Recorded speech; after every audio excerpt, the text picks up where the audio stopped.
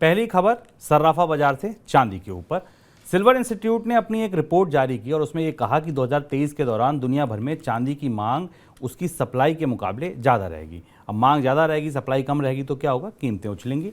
मांग के मुकाबले सप्लाई की कमी 14 करोड़ औंस से ज़्यादा रहने का अनुमान है। सिल्वर इंस्टीट्यूट का मानना है कि भारत में मांग बढ़ने की वजह से 2023 के दौरान वैश्विक स्तर पर चांदी की मांग रिकॉर्ड स्तर तक पहुंच जाएगी। सर, भारत में क्यों बढ़ रही है इतनी चांदी की मांग? भारत में दो महत्वपूर्ण वजह हैं और चांदी की खबर हम अक्षय तृतीया के बाद करीब बात कर रहे हैं। अक्षय तृतीया पर मनी 9 में कई सारे अलग अलग कार्यक्रम हैं जिनके बारे में आपको बताएंगे। चांदी के सोने के साथ चांदी की मांग में भी उसी तरीके की बढ़ोतरी दिख रही है जो पहले थी, पर चांदी की मांग का जो अर्थशास्त्र है, जो गणित है, वो सोने से थोड़ा अलग है। भारत में चांदी की मांग में करीब 188% का इजाफा हुआ है 2022 में, ऐसा आंकड़े बताते हैं। इसमें ज़्यादातर डिमांड एक्सचेंज ट्रेडेड फंड के कारण हुई है और इंडस्ट्रियल डिमांड है और ऑर्नामेंटल डिमांड है।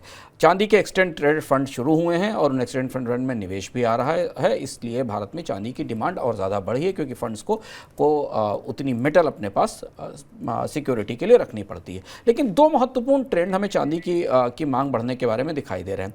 एक तो जो उद्योगों में मांग है वो तेज़ी से बढ़ी है। फोटोवोल्टिक सेल बनाने के लिए जो सोलर फोटोवोल्टिक सेल बनाए जाते हैं, जिनसे कि सौर ऊर्जा का संग्रह किया जाता है, इसमें मांग में तेज बढ़ोतरी हुई है। इसके अलावा ज्वेलरी में भी चांदी की खपत अब बढ़ना शुरू हुई है। 80% के आसपास परसेंटेज टर्म्स में ज्वेलरी में चांदी की डिमांड पूरी दुनिया में बढ़ी है और इंडस्ट्री में चांदी की डिमांड में तेज बढ़ोतरी आई है, जिसके कारण अब ये साल सोने के साथ चांदी के लिए भी बेहतर माना जा रहा है। सर, अनुमान कीमतों को लेकर कैसा है, क्या आउटलुक बन रहा है? डिमांड का आउटलुक काफ़ी अच्छा है। डिमांड का आउटलुक हम चार्ट करीब से देखने की कोशिश कर रहे हैं तो दोनों तरह से कंज्यूमर खपत के लिए भी और इंडस्ट्रियल खपत के लिए भी मांग बढ़ने की संभावना है, क्योंकि ग्रीन एनर्जी के ऊपर सोलर एनर्जी पर आने वाले समय में भी फोकस भी बढ़ेगा, जोर भी बढ़ेगा। इसके अलावा ऑटोमोबाइल सेक्टर में भी और बहुत सारे अदर इंजीनियरिंग उद्योगों के लिए भी चांदी की मांग बेहतर रहेगी। और दूसरी तरफ सप्लाई को लेकर अभी चुनौती बनी हुई है।